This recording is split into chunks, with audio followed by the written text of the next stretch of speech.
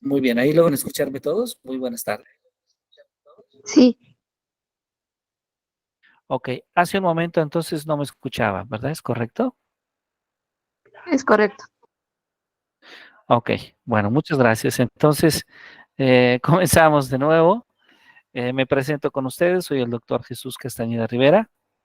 Nos da muchísimo gusto, que nos acompañen en esta conferencia, que tiene como principal objetivo el poder analizar ese vínculo, esa conexión que se da de manera natural entre las matemáticas, la democracia y la ciudadanía. Entonces, a nombre de la Red Iberoamericana de Academias de Investigación, Campus Morelia, de Red IBAI Campus Morelia y del Centro de Investigación y Ciencia de las Matemáticas, les damos una cordial bienvenida y nos complace que nos acompañen en esta tarde.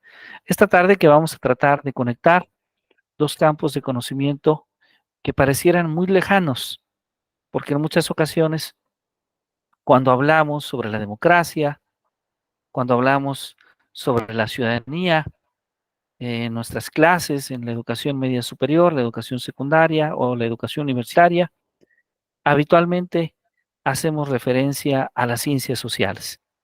Y cuando hablamos de matemáticas, estamos hablando de otro campo del saber, de un campo sobre la ciencia, habitualmente. Pero ahora vamos a ver que la matemática, las matemáticas se convierten en un instrumento sumamente interesante para poder analizar justamente algunos de los fenómenos sociales, muy especialmente poniendo atención al fenómeno que tiene que ver con los conceptos de democracia y de ciudadanía. Bueno, pues nuevamente les doy una cordial bienvenida. Entonces, si ustedes me permiten, voy a utilizar una presentación para que esta discusión pueda ser mucho más accesible, se pueda disfrutar mucho más. Y les agradezco mucho si generosamente ustedes me confirman si ya se puede observar justamente allá nuestra presentación. ¿Ya se puede observar? Sí, doctor. Perfecto, muchísimas gracias. Bueno, pues nuevamente bienvenidos, bienvenidas. Nos complace mucho que nos acompañen a esta conferencia, Matemáticas, Democracia y Ciudadanía. Bueno, vamos a hablar entonces de esta conexión que se da entre las matemáticas, la democracia y la ciudadanía. Bueno, pues lo primero que tendríamos que hacer es muy probablemente aclarar algunos términos, porque en muchas ocasiones podríamos estar hablando del significado que al menos en esta conferencia podemos asociar de cada uno de los términos que de hecho aparecen en este título. ¿Sí? Entonces, muy seguramente hemos escuchado desde la educación básica, desde la educación media superior o superior, el concepto de democracia, que además en nuestro país y más en un periodo electoral es un concepto sumamente solicitado, sumamente referido. Pero entonces, ¿a qué nos referimos? De inicio nos estamos refiriendo a una forma de gobierno, ¿sí? A una forma de gobierno en la que se ejerce el poder político del y para el pueblo, ¿sí? Es decir, donde el pueblo participa de manera activa justamente en ese ejercicio del poder. Y claro, eh, este concepto se ha abordado desde muchos ámbitos, particularmente desde las teorías de gobierno, ¿sí? En donde la democracia, en muchos sentidos, se puede entender como una forma de gobierno de la mayoría o de los muchos, donde los ciudadanos participan en justamente elegir, en seleccionar cuáles son las personas que dirigen justamente ese gobierno. Eh, y claro, esto genera una diferencia importante entre las monarquías o las aristocracias.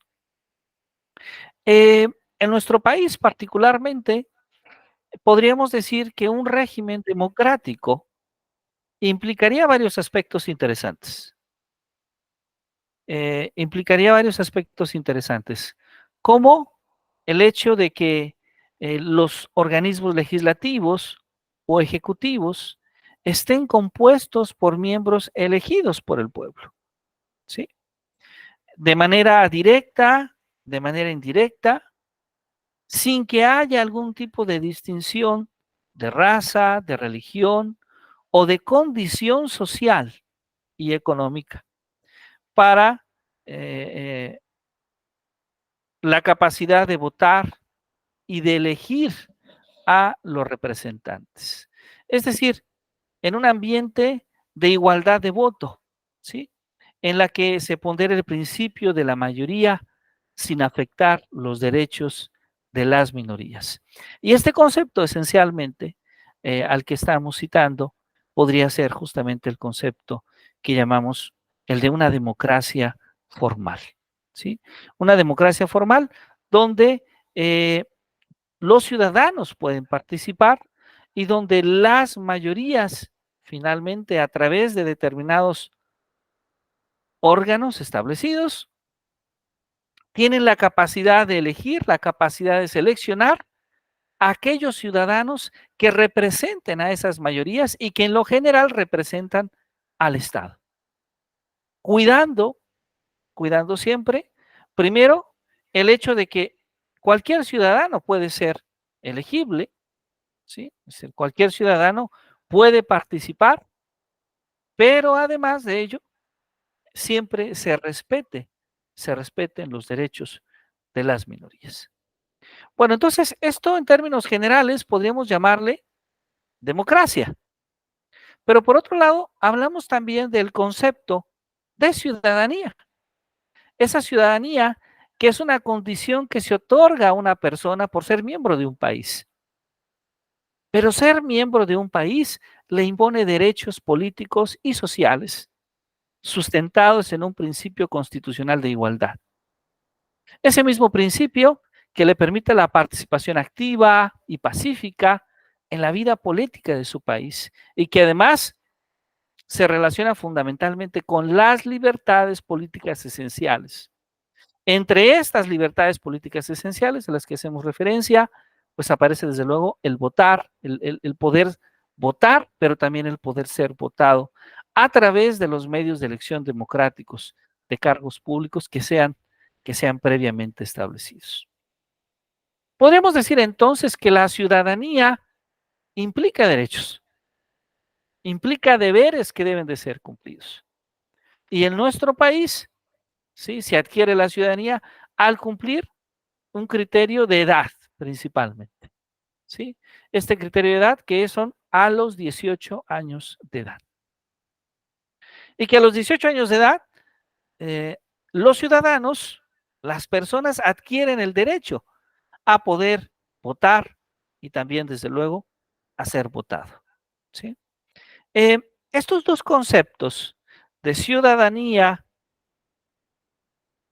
este otro concepto de democracia, ¿sí? Estos dos conceptos tan importantes eh, forman parte justamente del campo de estudio de las ciencias sociales o muy especialmente de las teorías de la gobernabilidad. Pero, ¿qué nos pueden decir las matemáticas sobre ello? ¿Qué nos pueden decir las matemáticas sobre la democracia y sobre la ciudadanía? Particularmente, cuando nosotros pensamos en los sistemas democráticos y muy especialmente ponemos atención en los sistemas aquellos en los cuales los ciudadanos ejercen su derecho de elegir, ejercen su derecho de votar, ¿sí? O de poder ser votado, de participar en un proceso de elección democrática, ¿Qué nos pueden decir las matemáticas de ello? ¿Sí? Pues es un poco el cuestionamiento que vamos a tratar de establecer, el vínculo que vamos a tratar de establecer a lo largo de esta discusión. Pero para ello es necesario, antes, así como lo hicimos hablando de la democracia, hablando de la ciudadanía, también es necesario hacer una reflexión propia de lo que entendemos por matemáticas. Y las matemáticas las podemos definir con varias perspectivas, pero una perspectiva muy interesante es la que nos da Charles Sanders Peirce, ¿sí? Este lógico, filósofo y matemático francés, que a principios de siglo hace una reflexión propia sobre lo que las matemáticas son. Y para Peirce, las matemáticas son una ciencia formal que parte de los axiomas y que además, siguiendo un razonamiento lógico, estudia las propiedades, las relaciones entre las entidades abstractas, como los números, como las figuras, como los símbolos. Para Peirce, las matemáticas son una ciencia que señala las conclusiones necesarias. Esta es la visión de Peirce, justamente. Ahora, aquí habrá que entender que los axiomas los entendemos como proposiciones válidas, es decir, como proposiciones que son verdaderas bajo cualquier interpretación. Y la ciencia la entendemos como ese conjunto de conocimientos que son estructurados de manera sistemática y muy especialmente a la ciencia que vamos a referirnos es a la ciencia matemática, es decir, al conocimiento matemático. Bueno, entonces ya hablamos un poco de matemáticas, como lo dice Peirce, pero ¿a qué podríamos referirnos como el conocimiento matemático? Ahí podríamos tomar aquella idea que escribe en su libro de historia Bell, por 1949. Y Bell nos dice entonces que el conocimiento matemático surge a partir del empirismo práctico del uso de las medidas, de las proporciones y del nacimiento de las relaciones entre estos objetos. ¿A través de qué? A través del razonamiento deductivo, aplicado de una forma consciente, de una forma deliberada a las inducciones prácticas de la vida diaria. De ello nos habla Bell. Bell nos está hablando, ¿sí? Justamente, de cómo el conocimiento matemático, ¿sí? Surge a través de la observación, surge a través de ese contacto que tenemos con el exterior, surge a través de lo que vemos, de lo que tocamos. Y a través de eso vamos construyendo un proceso de abstracción, ¿sí? Vamos abstrayendo las propiedades de los objetos, vamos observando las relaciones entre los objetos a través de un proceso de razonamiento, ¿sí? Entonces, el conocimiento matemático surge de la vida diaria, surge de la cotidianidad, pero es un proceso de abstracción de la misma. Ahora, si hablamos de matemáticas, una de las características que tiene el conocimiento matemático es la demostración deductiva, ¿sí? La demostración que surge a partir de premisas para llegar a conclusiones, que surge a través de hipótesis para llegar a pruebas de esas hipótesis, ¿sí? Ahora, esto no significa que la intuición no sea importante. Esto no significa que los experimentos, que la inducción o que las observaciones, la observación, sean también elementos importantes para el descubrimiento matemático o para la invención matemática. Entonces, cuando nosotros observamos las relaciones que se dan entre los objetos de conocimiento matemático, no solo desde un punto de vista práctico, sino también desde un punto de vista más deductivo o sistemático, aparece la abstracción. Aparece la abstracción como ese medio para poder describir de forma racional nuestras experiencias a través del entendimiento, a través de ese modelo que describe parte de la realidad de estudio.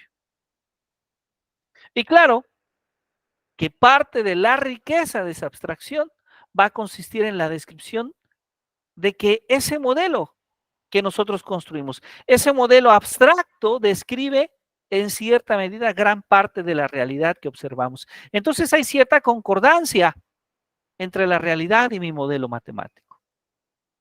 Como diría el filósofo canadiense Bernard Lonergan, cuando uno abstrae, uno capta lo inteligible en lo sensible. Esto entonces, el pensar en la demostración matemática implica la necesidad de contar con medios de verificación, con medios de prueba que nos permitan siempre concluir, verificar esa conclusión, verificar la veracidad, la certeza del conocimiento que se construye. Entonces, en matemáticas, a los medios de prueba les llamamos demostración. Y esta demostración puede tener muchas conceptualizaciones en distintos contextos. Es decir, no es exactamente la misma demostración la que aparece en las obras de Polya a mitad del siglo pasado, o las que aparecen en Garrido, en Wittgenstein, en Wilder, en Balachev, en Duval, en Cañón, en Harel y Sauer, en Godino y Batanero, o en Recio y Godino. Aún cuando hablamos de prueba, de demostración, de justificación, de argumentación, de verificación, de comprobación, cada uno de estos conceptos son distintos. Pero a pesar de que son distintos, todos tienen algo en común, que es la idea de comunicar un resultado y dar argumentos de por qué ese resultado se cumple. ¿Por qué ese argumento, por qué ese resultado matemático es verdad?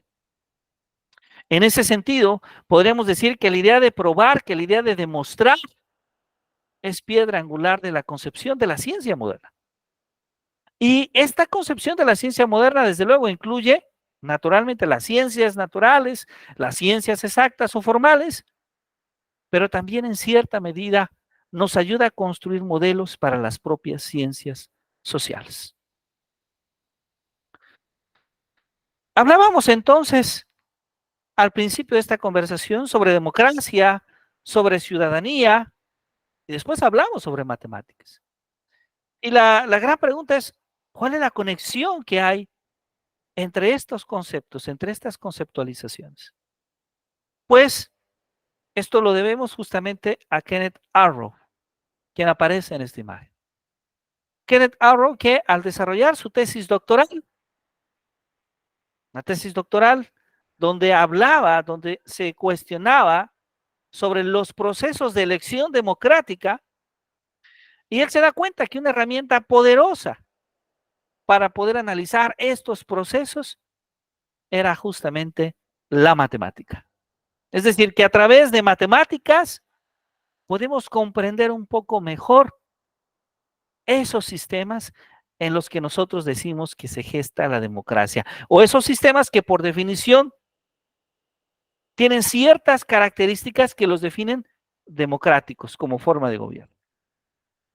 Así es como surge justamente una teoría que le vamos a llamar la teoría de la elección social, ¿sí? Una teoría de la elección social que nos va a hablar sobre algunas características y muy especialmente sobre algunas limitaciones de los sistemas democráticos. Kenneth Arrow, por cierto, recibió varios años después del desarrollo de su tesis doctoral el Premio Nobel de Economía por la contribución que sus ideas en su tesis doctoral tuvieron tanto al desarrollo, por un lado, de sistemas democráticos, como también de sistemas económicos. Es decir, que cuando nosotros decimos que en nuestro país hay un sistema democrático, tal vez tiene sentido preguntarnos qué significa que el sistema de elección en México es la democracia representativa. ¿Qué significado tiene esto? ¿Y qué limitaciones puede tener un sistema democrático? Este es el gran cuestionamiento que se hizo Kenneth Arrow y que además nos dio varios elementos sobre ello. Bueno, lo primero que quiero decirles es que el resultado más famoso de Arrow es lo que vamos a llamar el teorema de imposibilidad. ¿Y qué significa el teorema de imposibilidad? Tal vez estoy diciendo ya el resultado principal de esta conferencia, pero además el resultado principal de esta teoría. Kenneth Arrow descubrió justamente que los sistemas de votación, cuando el sistema de votación se dice democrático, tienen ciertas características. Pero él descubrió especialmente que aun cuando todos los sistemas cumplen con algunas de estas características, no es posible encontrar un sistema que cumpla con todas las características. Es decir, Arrow nos habla de las limitaciones que tienen los sistemas de votación, ¿sí? Nos habla de esas limitaciones y él nos dice que los sistemas de votación deberían de cumplir estas 4 características, estos 4 criterios. El primero es la no dictadura, ¿sí? El segundo criterio es el dominio universal. El tercer criterio es la independencia de alternativas irrelevantes. Y el cuarto y el último criterio son justamente la eficiencia de Pareto. Bueno, vamos a profundizar un poquito en qué significa cada uno de estos criterios. Y bueno, el primer criterio es, como ya lo habíamos mencionado, es la no dictadura. Esto significa entonces, esencialmente, que ningún individuo debería de poder dictar el resultado de una votación, ¿sí? Es decir, que el sistema de votación no debería de permitir que una sola persona tenga demasiado poder sobre el proceso de toma de decisiones. Qué interesante. Es decir, el sistema de no dictadura, este primer criterio, significa que una persona no tendría que tener el poder para definir la elección.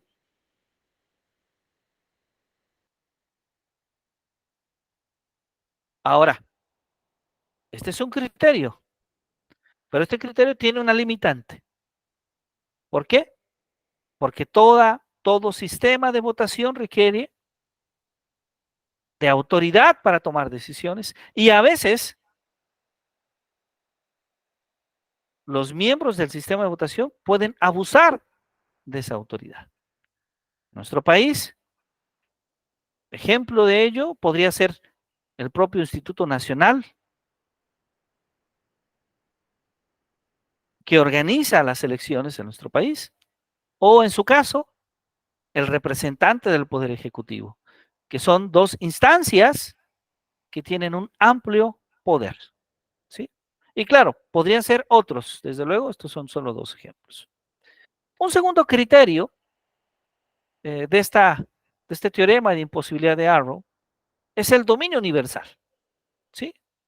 ¿Cómo entendemos este dominio universal? Lo que nos dice es que el sistema de votación debería de poder manejar cualquier conjunto posible de preferencias que puedan tener los votantes. Si tenemos 3 candidatos en una elección, el sistema de votación debería de poder manejar cualquier combinación posible de votos de primer, segundo y tercer lugar que los votantes puedan emitir, ¿sí? A veces también es posible satisfacer este criterio, ¿sí? porque no siempre se tiene una información, por ejemplo, precisa sobre las preferencias de los votantes, ¿sí? A veces ahí también podemos encontrar una debilidad. Pero en teoría, este dominio universal lo que significa es que siempre podemos tener cualquier combinación de votos para dar ese primero, segundo y tercer lugar. Y naturalmente, esta combinación debe de coincidir con lo que los ciudadanos han expresado en las urnas. Sí, adelante, doctora, adelante, por favor, si es tan amable. Veo la mano levantada de la doctora Azucena Hernández Graciano. Adelante, por favor, doctora.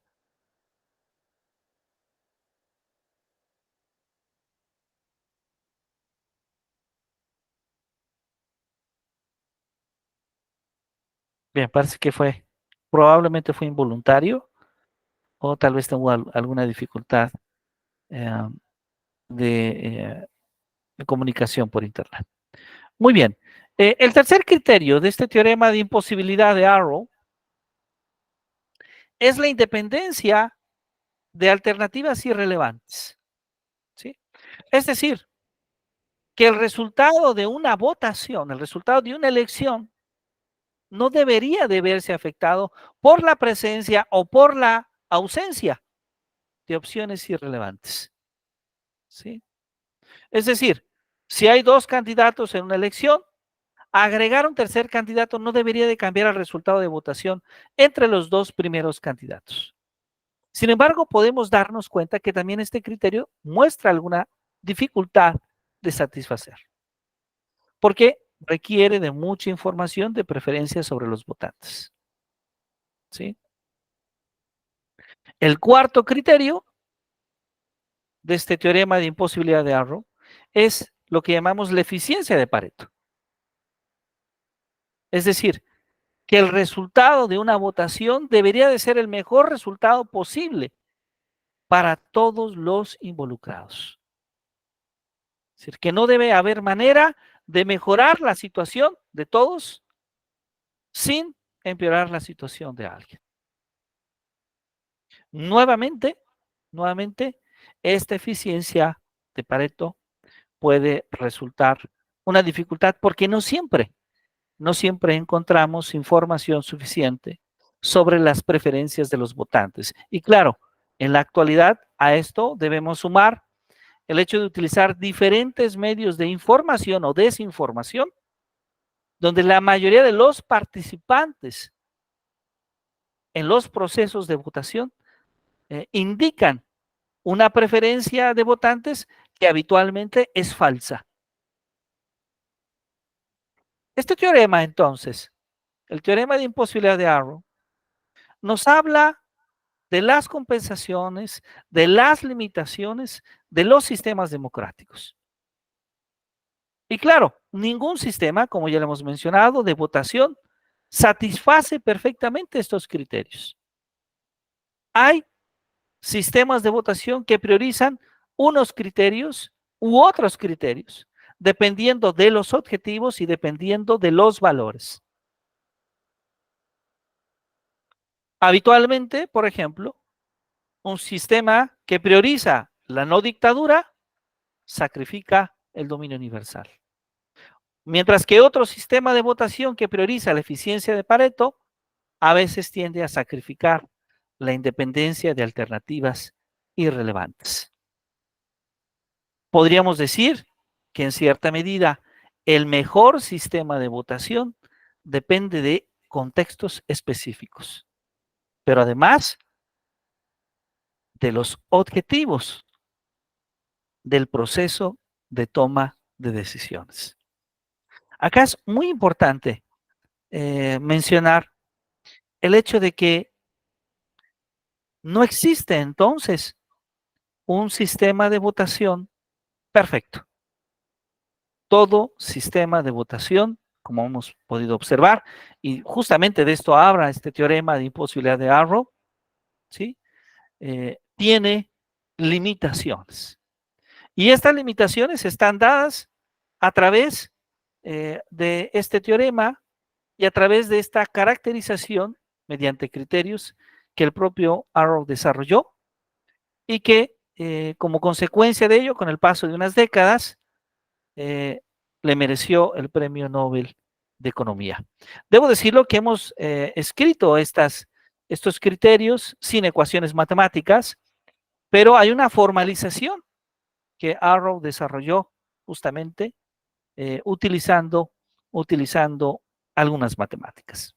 Me gustaría ir cerrando nuestra discusión hablando también entonces sobre lo que las matemáticas hacen por nosotros, porque hemos hablado de un sistema de votación, hemos hablado de la democracia, hemos tratado de conectar esta idea de democracia con la concepción de ciudadanía, pero las matemáticas creo que nos dan elementos sumamente importantes. Cuando nosotros aprendemos matemáticas, en aquel sentido que escribe Guy Brusseau o que describe Raymond Duval, ¿sí? Nos hacen ver cómo las matemáticas no son solamente la memorización de algunos conceptos, no son solamente desarrollar habilidades de cálculo o de medición, inclusive no son solamente desarrollar habilidades de razonamiento, de argumentación. El pensamiento matemático involucra elementos más complejos. De hecho, involucra estos elementos que acabo de comentar, pero no priorizando uno sobre otro, sino considerando el desarrollo de todos. Es decir, requerimos de saber calcular, de saber medir, de saber contar. Requerimos de hacer operaciones matemáticas básicas para interpretar la información que recibimos del medio, para poder leer la información y comprender la información que recibimos del medio. Pero también requerimos de poder pensar matemáticamente, es decir, de la capacidad de poder establecer procesos de razonamiento matemático. También requerimos inclusive de disfrutar de ese proceso, porque la matemática se puede disfrutar. La matemática en su proceso de aprendizaje también se disfruta, como disfrutamos de pintar, como disfrutamos de cantar, como disfrutamos de movernos. La matemática es una ciencia humana en el mayor sentido de la humanidad. Entonces, aprender matemáticas, cosas. Uno de los aspectos que nos permite justamente es darnos cuenta que al aprender matemáticas somos más libres y somos menos manipulables. Es decir, las matemáticas nos hacen más libres, como lo decía aquel gran matemático George Cantor, ¿sí? Las matemáticas nos hacen libres y nos hacen menos manipulables, porque el saber nos da libertad. Y el saber, y más aún, cuando cuestionamos nuestros saberes, cuando cuestionamos sobre lo que asumimos como verdad, sobre lo que asumimos como nuestros conocimientos y creencias, cuando lo cuestionamos, somos entonces mucho menos manipulables. Y entonces, la matemática nos aporta no solamente habilidades prácticas para la vida, no solamente es rica en sus aplicaciones, sino que nos deja elementos fundamentales de humanidad. Porque la matemática contribuye a que seamos mucho más críticos, a que desarrollemos también habilidades creativas y desde luego, algo muy importante, a que seamos mucho más autónomos. Esta autonomía tiene una conexión muy natural con la idea de la libertad y con la idea de no ser manipulados, de siempre tener la capacidad de cuestionarnos y de cuestionar. Algo que reflexionamos sobre el pensamiento matemático y que creemos genuinamente que las matemáticas hacen por nosotros. Y bueno, les invitamos a todos a seguir nuestra página, esta página donde constantemente tenemos una serie de eventos académicos, conferencias, talleres, seminarios, muchas actividades de entrada libre, gratuitas, y que están a su disposición en www.educacionconsentidlohumano.com. Me gustaría terminar en este espacio, no sin antes agradecer su asistencia y dejar un espacio para preguntas, para comentarios, para diálogo. Adelante, por favor.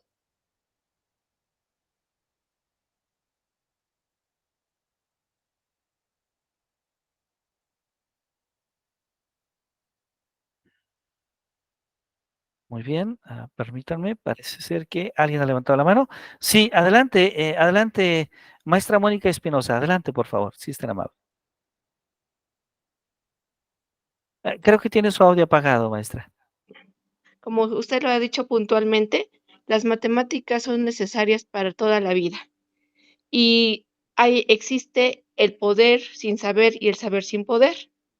A lo que nos referimos que las matemáticas deben ser desde la gestación hasta la última suspiro universal, porque siempre debemos de administrar tiempos.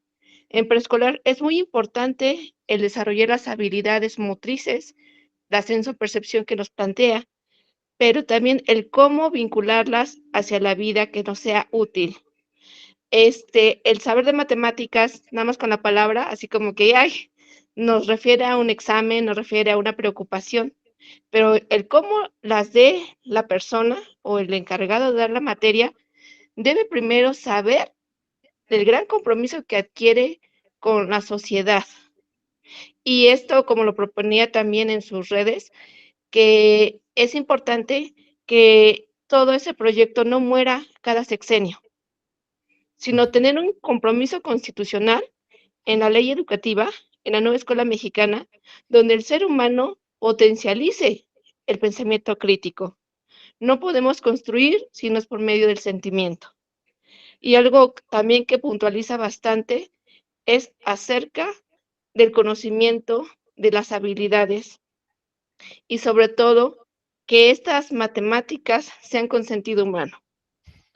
¿El por qué? Porque todos los profesionistas, las personas que no tuvieron también una profesión por la vida misma, pero todos llevamos un grado de concepto en las matemáticas. Hasta un cocinero, al tener una proporción, es matemáticas. Al establecer los guisos, es unas matemáticas. Entonces, el ser humano está dotado de matemáticas. Inclusive las personas invidentes, con otras capacidades diferenciadas. Ahí está el caso de Beethoven. Son mucho las matemáticas, pero la persona que realmente nos lidere en su forma de gobierno, sin colores, sin distinción ni su raza, tenga necesidad de regresar a los libros de texto, las matemáticas. Recordemos que nosotros estamos en una plusvalía del capitalismo. ¿Y qué desarrolla eso? Que nosotros con el Banco Monetario Internacional y también con la OSD somos mexicanos de capitales. Pero ahí está la prueba, que usted apenas acabó de ser galardonado a nivel internacional por el gusto y el saber de las matemáticas.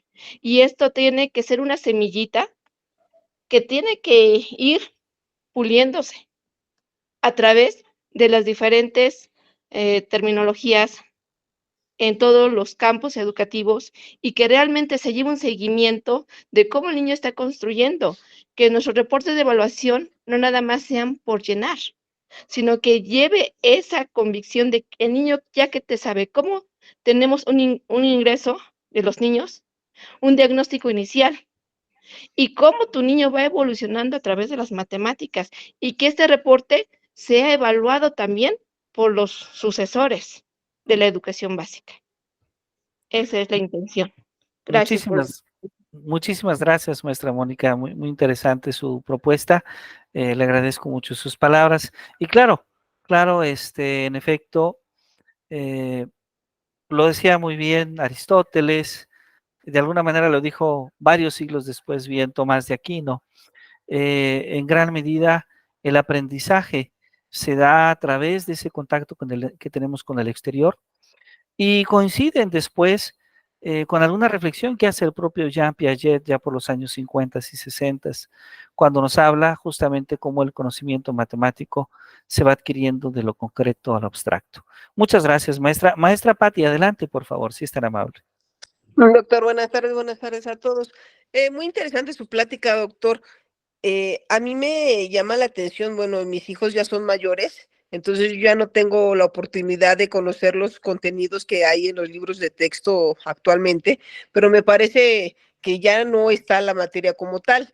Entonces, si de por sí yo recuerdo en mis tiempos, la enseñanza de las matemáticas era complicada por parte de los profesores, así como usted lo planteó de que nosotros lo debemos de interiorizar para ver que no, o sea, manejarla de la forma cotidiana sin saber propiamente que estamos utilizando matemáticas, era complicado antes que teníamos la materia.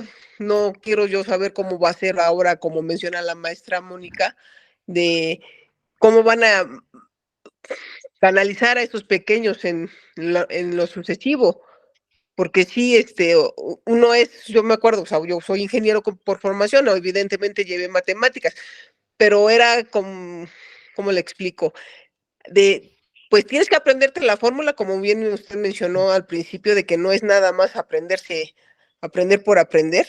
Sí tiene uno que aprender las fórmulas de las derivadas, que del cálculo vectorial, todo eso, pero no razonarlos. O sea, yo no recuerdo que me hayan dicho, no, es que tienes que razonar, yo me aprendí el método y lo resolvía, pero sí, como que sí es bien importante que le encontremos la razón para encontrarle el gusto. Será en cuanto a mi participación, doctor. Muchas gracias. Muchas gracias, maestra Patti. Gracias por este comentario tan velocio, tan importante. Me hizo recordar justamente, a uno de nuestros grandes autores sobre la didáctica de las matemáticas, que por cierto, lamentablemente lo perdimos recientemente. Me refiero a Guy Brousseau. Y Guy Brousseau nos habla de que en la práctica docente sobre la enseñanza de las matemáticas en casi todos los niveles, nos suele ocurrir el hecho de que ponemos más énfasis en algunas acciones de enseñanza que en otras. Por ejemplo, Brousseau nos habla de lo importante de las didácticas. Una situación didáctica es una experiencia, es un momento, es un conjunto de acciones que los docentes van construyendo con sus alumnos con una intencionalidad pedagógica. A veces lo tomo yo y lo comparto como un ejemplo. Una situación didáctica es como pensar ir al cine. Vamos al cine y claro, el punto esencial para ir al cine es pensar en la película. La película es la clase del profesor. Una buena película invita a los alumnos. Pero resulta que no solo es importante la película, porque también es importante las palomitas, la comida, la comodidad, el aire acondicionado, el calor, el frío, la compañía. Es decir, hay muchos aspectos que influyen en esa experiencia, no solamente la película. Esto mismo ocurre en el salón de clase. Una situación didáctica está compuesta por muchos elementos: el ambiente del salón de clase, las relaciones personales, la relación que establece el docente con los alumnos, los saberes que busca el docente que sus alumnos desarrollen, las habilidades que busca que desarrollen sus alumnos, las acciones que van a emprender para desarrollar esas actividades, etcétera. Hay muchos elementos. Pero a pesar de todos esos elementos, nosotros casi siempre hemos puesto más atención en algo que Brousseau llama las situaciones de acción. ¿Qué es una situación de acción? Es cuando le pedimos al alumno que haga algo. Que el alumno, por ejemplo, pueda calcular. Que el alumno, por ejemplo, pueda medir. Pueda fórmulas de algoritmos.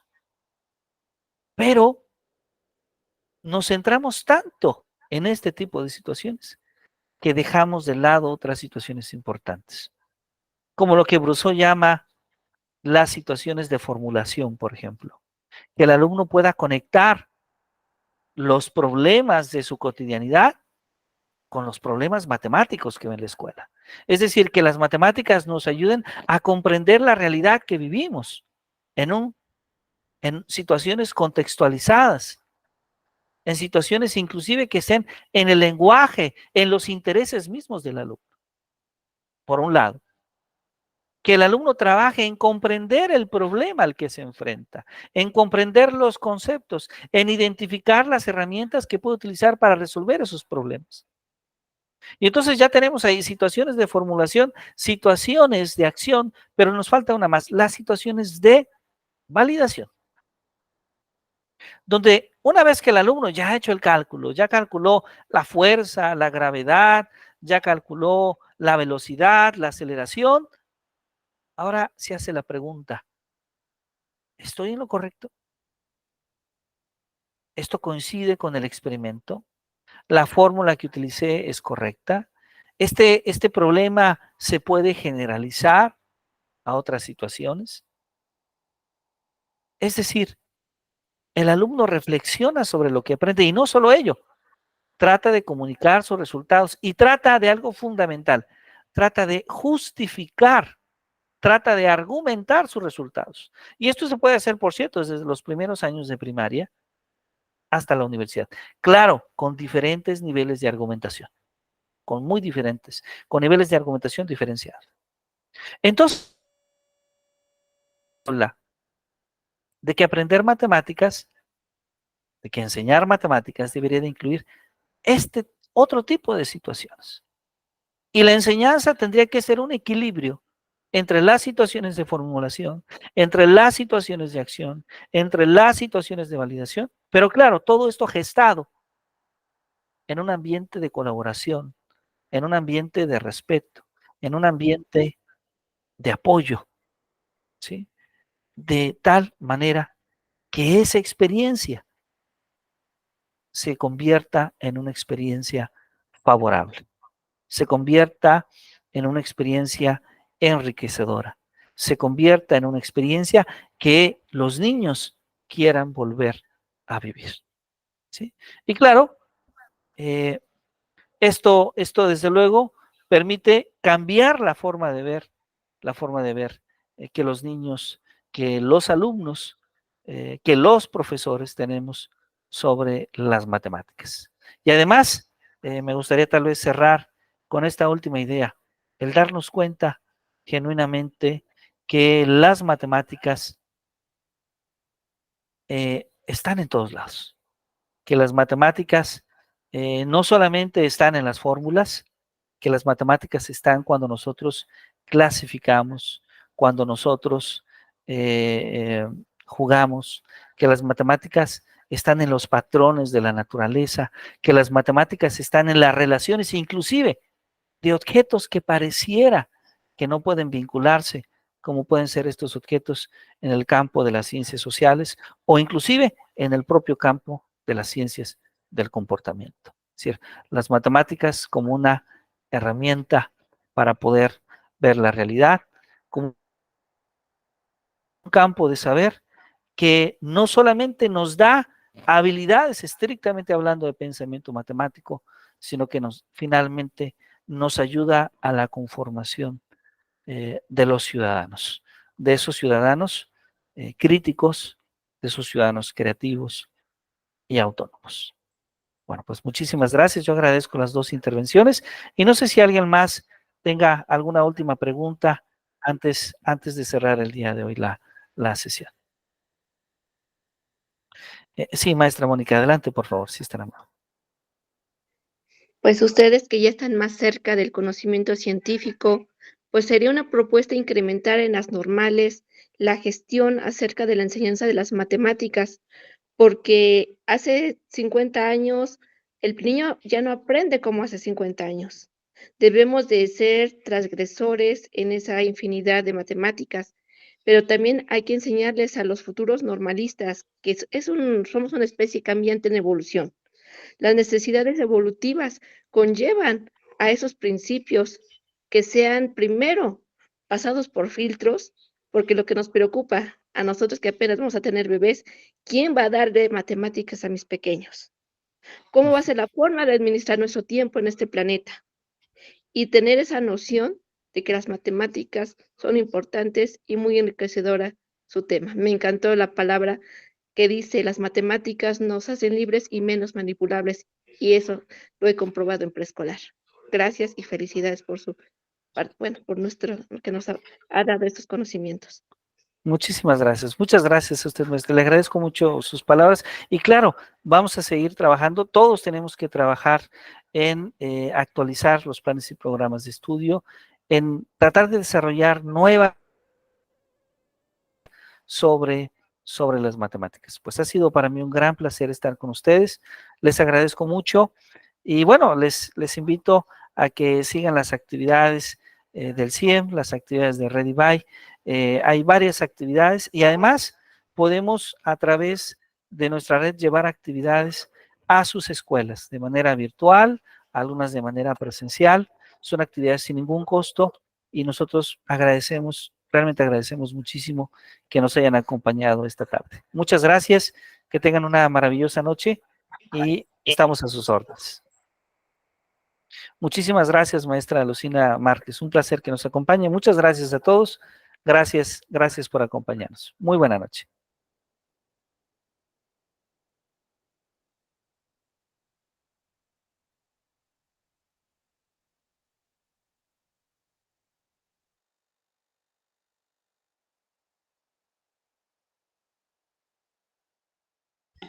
Muchísimas gracias, doctora Ana María. Un placer saludarle. Maestro Gerardo, muy buenas noches.